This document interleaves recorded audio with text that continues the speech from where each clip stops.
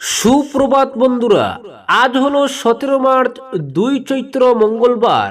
আজকের সকালের বিশেষ বিশেষ খবর হলো রাজ্যে 200 কোম্পানি কেন্দ্রীয় বাহিনী, 9টি করে ফ্লাইং স্কোয়াড প্রতি কেন্দ্রে, নজরদারিতে 134 সীমান্ত চেকপোস্ট, এআইবিডিও শনাক্ত করতে বিশেষ দল। 2030-এর মধ্যে হিন্দু শূন্য হবে কংগ্রেস, নেই পরিবেশ, বললেন মুখ্যমন্ত্রী। 18 মার্চ প্রকাশ পাবে বিজেপির প্রার্থী তালিকা। উন্নয়নের নামে হরির লুট হয়েছে শিলচরে, জলমগ্ন এলাকা পরিদর্শন করে সরকারকে তুপ অভিজিতের। গাড়ির চাকায় পিষ্ট হয়ে স্কুটি চালকের মৃত্যু সলগইয়ে। হাইলাকান্দিতে 623 ফুট কেন্দ্র, 50টি মহিলা পরিচালিত। অবাধ ও শান্তিপূর্ণ নির্বাচনের আশ্বাস জেলা প্রশাসনের। কাটলিজোড়ায় বিক্ষোভ আত্মসহায়ক গোষ্ঠীর শতাধিক সদস্যের, মেলেনি মহিলা উদ্যমিতা প্রকল্পের চেক। বজ্রাঘাতে মৃত্যু ঘটল এক মহিলার। মদুরায় ভয়াবহ ঘটনা, অল্পের জন্য রক্ষা পাথরবোঝাই ডাম্পারের চালক খালাসি। ঝড় শিলাবৃষ্টিতে লন্ডভন্ড দক্ষিণ দোলায়, ফসলের ব্যাপক ক্ষয়ক্ষতি। এবং সর্বশেষ খবরটি হলো আসামে 51টি আসনে প্রতিদ্বন্দ্বিতা করবে তৃণমূল কংগ্রেস, বললেন সাংসদ সুস্মিতা। এবারে শুনুন বিস্তারিত খবর। 2030-এর মধ্যে হিন্দু শূন্য হবে কংগ্রেস, বললেন মুখ্যমন্ত্রী হিমন্ত বিশ্ব শর্মা। প্রথমে দল ছেড়েছেন ভূপেন বোরা, এবার বিদ্রোহ প্রদ্যুৎ বরদলৈর। পরিস্থিতি দেখে ফের ভবিষ্যৎবাণী মুখ্যমন্ত্রীর। 2030 সালের পর আর কোনো হিন্দু থাকবে না কংগ্রেসে, সেই পরিবেশ নেই। ধীরে ধীরে সকলে দল ছেড়ে আসবেন। এদিকে আগামী 18 মার্চ বিজেপির প্রার্থী তালিকা প্রকাশ করার কথাও জানিয়েছেন তিনি।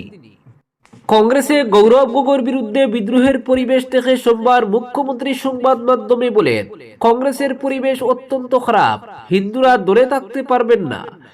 যখন থেকে নতুন সভাপতি হয়েছেন তার চিন্তাভাবনা ভিন্ন, জনগণের সঙ্গে সম্পর্ক নেই, তাই একজনের পর একজন অসন্তুষ্ট হচ্ছেন। 2030 সালের পর আর কোনো হিন্দু থাকবে না কংগ্রেসে, সকলে দল ছেড়ে আসবেন। তবে প্রদ্যুৎ বরদলৈ বিজেপিতে যোগ দেবেন কিনা তা নিয়ে মুখ্যমন্ত্রী বলেন, প্রদ্যুতের সঙ্গে কথা হয়নি আমার, কিন্তু তিনি সাংসদ, বিজেপিতে এলে সাংসদ পদ যেতে পারে, তাই প্রদ্যুতের বিজেপিতে আসার জন্য 2029 সাল ধরে রেখেছি আমি।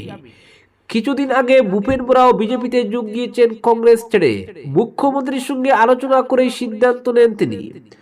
পরে অবশ্য মুখ্যমন্ত্রী তার ঘরে চলে যান আমন্ত্রণ জানাতে। এবারও প্রদ্যুতের ক্ষেত্রে সেটাই হবে কিনা সময় বলবে।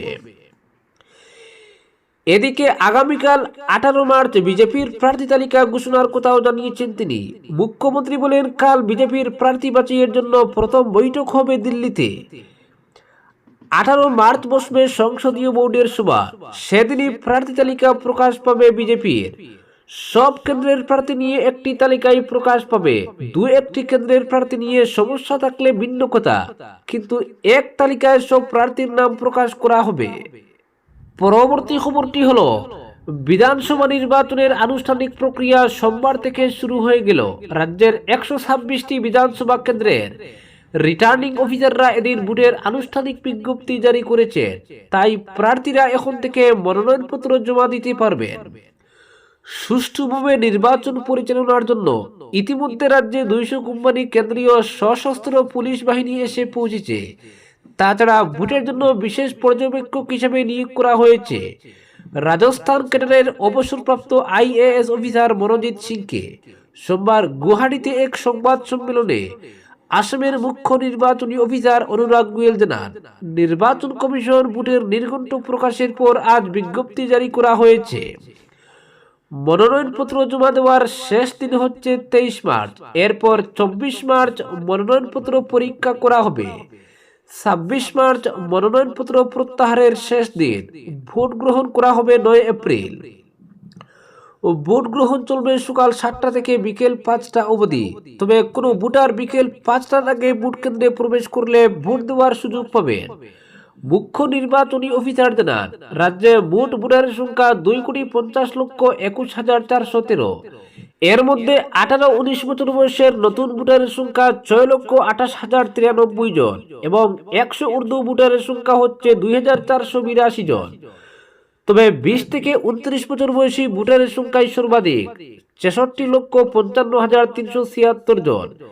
তাছাড়া দলগাঁও বিধানসভা কেন্দ্রে সর্বাধিক 3,17,110 জন ভোটার রয়েছে। সর্বনিম্ন 1,494 জন ভোটার রয়েছে কার্বি আংলংয়ের আমরি বিধানসভা কেন্দ্রে। রাজ্যে মোট 31,486টি ভোট গ্রহণ কেন্দ্র থাকবে। এর সঙ্গে থাকবে 4টি সহায়ক ভোট গ্রহণ কেন্দ্র। মুখ্য নির্বাচনী অফিসার জানান, নির্বাচন পরিচালনার জন্য নিয়োগ করা হয়েছে বিশাল কর্মী বাহিনী। 1,50,546 জন ভোট কর্মী এবং 74,605 জন সুরক্ষা কর্মী নিয়োগ করা হয়েছে। নিরাপত্তা ব্যবস্থা নিয়ে তিনি জানান, 200 কোম্পানি কেন্দ্রীয় সশস্ত্র বাহিনী ইতিমধ্যে মোতায়েন করা হয়েছে, প্রয়োজনে আরও বাহিনী আসবে। নির্বাচনী নজরদারির জন্য 134টি সীমান্ত চেকপোস্ট চিহ্নিত করা হয়েছে। প্রতিটি বিধানসভা কেন্দ্রে 9টি করে ফ্লাইং স্কোয়াড এবং সমসংখ্যক স্ট্যাটিক সার্ভিলেন্স টিম কাজ করবে। পরবর্তী খবরটি হলো, উন্নয়নের নামে হরির লুট হয়েছে শিলচরে। জলমগ্ন এলাকা পরিদর্শন করে সরকারকে তুপ অভিজিতের। বৃষ্টির দাপটে জমা জলের কূপে পড়ে নাজেহাল বিলপার, শরৎপল্লী সহ বিভিন্ন অঞ্চলের জনগণ। শেষ পর্যন্ত বিলপার ইন্দ্রপ্রস্থ হোটেলের কাছে সিঙ্গির খালের বাঁধ কেটে জল নিষ্কাশন করায় সাময়িক স্বস্তি এসেছে এলাকায়। সোমবার বিভিন্ন অঞ্চলে জমা জল নিষ্কাশনে উদ্যোগী হন কংগ্রেস নেতা অভিজিৎ পাল। মূলত তার উদ্যোগ তৎপরতায় এদিন সকাল 9টায় এক্সকেভেটর দিয়ে নর্দমা সাফাই এবং নিকাশি ব্যবস্থাকে সচল করা হয়। পুর নিগম কর্তৃপক্ষ এবং জল সম্পদ বিভাগের দৃষ্টি আকর্ষণ করেন অভিজিৎ পাল। শেষ পর্যন্ত জল কিছুটা নেমে যাওয়ায় স্বস্তি ফেরে। এদিন বিভিন্ন জলমগ্ন এলাকা পরিদর্শন করেন অভিজিৎ পাল। তার সঙ্গে ছিলেন কংগ্রেস নেতা সজল বণিক, অর্ক সাহা, অনুপম পাল। বিভিন্ন এলাকা পরিদর্শন করে তুপ দাগেন সরকার, প্রশাসন এবং বিধায়কের বিরুদ্ধে। তিনি বলেন, শিলচরে যে উন্নয়নের নামে হরির লুট হয়েছে তা বারবার প্রমাণিত হচ্ছে। অভিজিৎ বলেন, কাজের নামে শুধু ঠিকাদারি হয়েছে। কিছু যুবক ঠিকাদারি হিসেবে পরিচিতি পেয়েছেন, কিন্তু শিলচরের সমস্যা সেই তিমিরেই। উন্নয়নের বুলি আউড়ে বেড়ালেও কাজের কাজ কিছুই হয়নি। তিনি বলেন, বর্ষার এখনো শুরুই হয়নি, কিন্তু এর আগেই বৃষ্টির জমা জল মানুষকে সমস্যার দিকে ঠেলে দিয়েছে। এলাকার মানুষের রান্নাঘরেও নর্দমার জল প্রবেশ করছে। নানা সমস্যার মুখে পড়েছেন আমজনতা। যে সমস্ত জায়গায় নিকাশির কাজ হয়েছে, এগুলো হয়েছে সম্পূর্ণ অবৈজ্ঞানিক পদ্ধতিতে, ফলে দুর্ভোগ পোহাচ্ছেন মানুষ। এসব থেকে মুক্তি দিতে উপযুক্ত ব্যবস্থা গ্রহণের জন্য প্রশাসন ও পুর নিগমের প্রতি আহ্বান জানান অভিজিৎ পাল। পরবর্তী খবরটি হলো, গাড়ির চাকায় পিষ্ট হয়ে স্কুটি চালকের মৃত্যু সলগইয়ে। গাড়ির চাকায় পিষ্ট হয়ে মর্মান্তিক মৃত্যু হলো এক স্কুটি চালকের। ঘটনাটি ঘটেছে বাজারিসুড়া থানাধীন সলগই বাজারে। হত ব্যক্তির নাম ভুবন দাস। সোমবার বিকেল 5:30 নাগাদ AS 108 6966 নম্বরের স্কুটিতে চেপে ভুবন দাস পাতারকান্দি থেকে লুয়াইরপুয়া অভিমুখে যাচ্ছিলেন। তখন তাকে পেছনের দিক থেকে ত্রিপুরাগামী একটি বাহন ধাক্কা মারে। এতে স্কুটিটি নিয়ন্ত্রণ হারিয়ে জাতীয় সড়কের ব্রিজের পাশে ছিটকে পড়ে, আর চালক ফেসে যান বাহনের সামনের চাকায়। এমন পরিস্থিতিতে ঘাতক বাহনটি স্কুটি চালককে প্রায় 100 মিটার সড়কের উপর পিষে নিয়ে যায়। এতে স্কুটি চালকের মাথা তেতলে শরীরের বিভিন্ন অংশ সড়কে ছড়িয়ে ছিটিয়ে পড়ে ঘাতক বাহনটি পালিয়ে যেতে সক্ষম হয়। পরে খবর পেয়ে বাজারিসুড়া থানার পুলিশ তদন্তে নেমে মরদেহ উদ্ধার করে দুর্ঘটনাগ্রস্ত স্কুটিটি নিজের জিম্মায় নেন। মৃতের নাম ভুবন দাস, বয়স 32 বছর, বাড়ি কোটামুনি এলাকার উত্তর মাঙ্গুরা গ্রামে। পরবর্তী খবরটি হলো, কাটলিচুড়ায় বিক্ষোভ আত্মসহায়ক গোষ্ঠীর শতাধিক সদস্যের। মেলেনি মহিলা উদ্যমিতা প্রকল্পের চেক। রাজ্য সরকারের ঘোষিত মুখ্যমন্ত্রীর মহিলা উদ্যমিতা প্রকল্পের অধীনে আত্মসহায়ক গোষ্ঠীর প্রত্যেক সদস্যকে 10,000 টাকা করে দেওয়ার কথা থাকলেও হাইলাকান্দি জেলার 121 নম্বর হাইলাকান্দি বিধানসভা এবং 122 আলগাপুর কাটলিচুড়া বিধানসভা কেন্দ্রের বহু মহিলা এখনো সেই অর্থ পাননি বলে অভিযোগ উঠেছে। এই অভিযোগকে কেন্দ্র করে সোমবার কাটলিচুড়া ডেভেলপমেন্ট ব্লক কার্যালয়ে শতাধিক মহিলা জমায়েত হয়ে বিক্ষোভ প্রদর্শন করেন। জানা গেছে 121 নম্বর হাইলাকান্দি বিধানসভা কেন্দ্রের বিভিন্ন এলাকার বহু এসএইচজি সদস্যের নাম প্রকল্পের তালিকায় নথিভুক্ত করা হয়েছিল এবং নির্দিষ্ট দিনে ব্লক কার্যালয়ে তাদের রেজিস্ট্রেশনও সম্পন্ন হয়, কিন্তু দীর্ঘদিন কেটে গেলেও তারা 10,000 টাকার চেক বা অর্থ পাননি বলে অভিযোগ করেন। একইভাবে 122 নম্বর আলগাপুর কাটলিড়া বিধানসভা কেন্দ্রের বহু আত্মসহায়ক দলের মহিলারাও আবেদন করেন, রেজিস্ট্রেশন করেও চেক পাননি। বিক্ষোভকারীদের অভিযোগ, একই প্রকল্পের অধীনে কয়েকটি আত্মসহায়ক গোষ্ঠী ইতিমধ্যেই চেক পেয়ে গেলেও বহু গোষ্ঠী এখনও সেই সুবিধা থেকে বঞ্চিত রয়ে গিয়েছে। তাদের দাবি, চলতি বছরের জানুয়ারি মাসেই চেক বিতরণের কথা ছিল, কিন্তু জানুয়ারি পেরিয়ে মার্চ মাস চলে এলেও এখনো পর্যন্ত তারা চেক হাতে পাননি। এই পরিস্থিতিতে ক্ষোভ প্রকাশ করে বঞ্চিত আত্মসহায়ক গোষ্ঠীর সদস্যরা সোমবার কাটলিড়া ব্লক অফিস ঘেরাও করে বিক্ষোভ দেখান। তাদের একটাই দাবি, আসন্ন বিধানসভা নির্বাচনের আগেই যেন চেক বিতরণের প্রক্রিয়া সম্পন্ন করা হয়, অন্যথায় বৃহত্তর গণতান্ত্রিক আন্দোলনের পথে নামার হুঁশিয়ারিও দেন তারা। এদিন আপিল, দিনাজপুর, রাঙ্গাবাগ, রংপুর, রামচন্ডী সহ বিভিন্ন এলাকার আত্মসহায়ক গোষ্ঠীর সদস্যরা ব্লক ক্যাম্পাসে সমবেত হয়ে বিক্ষোভ প্রদর্শন করেন। পরবর্তী খবরটি হলো, বজ্রাঘাতে মৃত্যু মহিলার। রবিবার বিকেলে বাঁশকান্দি ফাঁড়ি থানার অন্তর্গত বাদরি বস্তিতে বজ্রাঘাতে মৃত্যু হয়েছে এক মহিলার। মৃত মহিলার নাম পুষ্পারানী গোয়ালা। তিনি অন্যান্য মহিলাদের সঙ্গে গিয়েছিলেন স্থানীয় পঞ্চানন মন্দিরে মন্ত্রী কৌশিক রায়ের অনুষ্ঠানে, আর বাড়ি ফেরার পথে বজ্রাঘাতে মাথা চৌচির হয়ে যায়। পরে তড়িঘড়ি নিয়ে যাওয়া হয় আলিপুর হাসপাতালে, কিন্তু শেষ রক্ষা হয়নি। কর্তব্যরত চিকিৎসকরা পুষ্পারানীকে মৃত বলে ঘোষণা করেন। পরবর্তী খবরটি হলো, মদুরায় ভয়াবহ ঘটনা, অল্পের জন্য রক্ষা পাথর বোঝাই ডাম্পারের চালক খালাসি। কাছাড় জেলার মদুরা নদীতে এক চাঞ্চল্যকর ঘটনা ঘটেছে। হঠাৎ নদীর জলস্তর বেড়ে যায়। প্রবল স্রোতের তুড়ে পাথর বোঝাই একটি ডাম্পার নদীর জলে ভেসে যাওয়ার উপক্রম হয় এবং মাঝ নদীতে আটকে পড়ে। তবে অল্পের জন্য প্রাণে রক্ষা পান ডাম্পারের চালক ও খালাসি। পরিস্থিতির অবনতি বুঝতে পেরে তারা দ্রুত গাড়ি থেকে লাফিয়ে পড়ে কোনো মতে নিজেদের প্রাণ বাঁচাতে সক্ষম হন। পরে একটি এক্সকেভেটরের সাহায্যে নদীর ভিতর থেকে ডাম্পারটি উদ্ধার করা হয়। ঘটনাকে কেন্দ্র করে এলাকায় ব্যাপক চাঞ্চল্যের সৃষ্টি হয়েছে।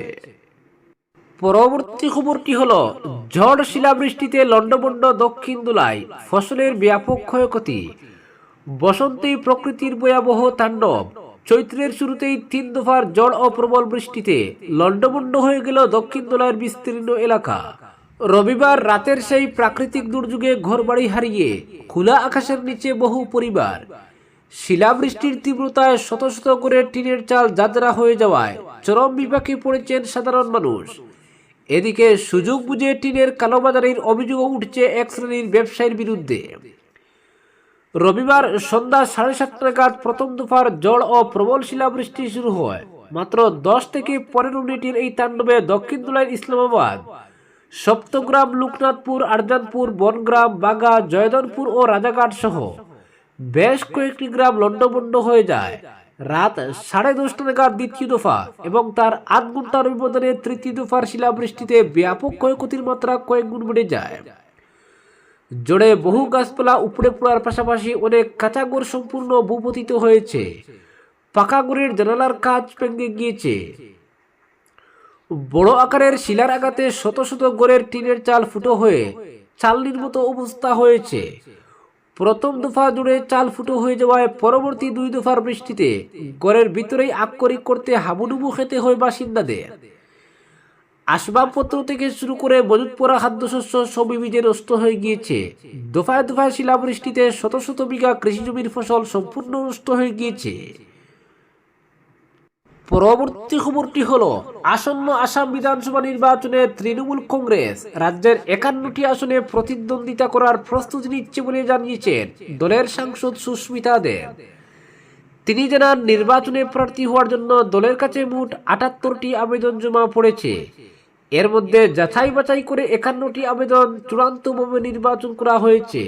তিনি আরো বলেন, নির্বাচিত আবেদনগুলি দলের মুখ্য কার্যালয়ে পাঠানো হয়েছে।